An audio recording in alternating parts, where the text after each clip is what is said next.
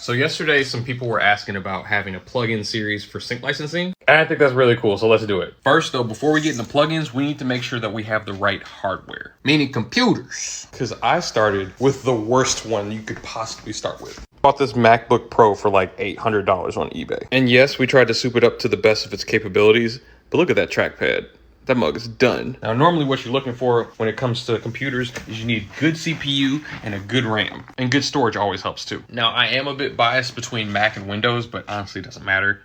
Mac is better. But with RAM, you need at least 8 gigs of RAM to run a DAW normally. I recommend using 16 gigs. Because if you're making music for sync licensing purposes, you're probably gonna want some real sounding instruments, and that requires sample libraries, like Kontakt, Sine, what have you. Now, the thing that messed me up when I first started, because my laptop only had 8 gigs of RAM, is that each time you press a button on a MIDI controller, it's gotta send a signal to the computer, it reads it, checks the velocity, then sends that signal to a sample library platform. They read the signal and be like, you're looking for the sample with that velocity. Then they send it back to the DAW and then through the speakers to your ears. It's a very complex thing. The more RAM you have, the more high-end plugins you can be running at the same time, essentially. It's like your computer's multitasking hands. Basically, the CPU is the brain of the computer. The more advanced it is, the faster it'll do tasks. This is important because just like if your engine is weak in a car, it's not gonna go very fast.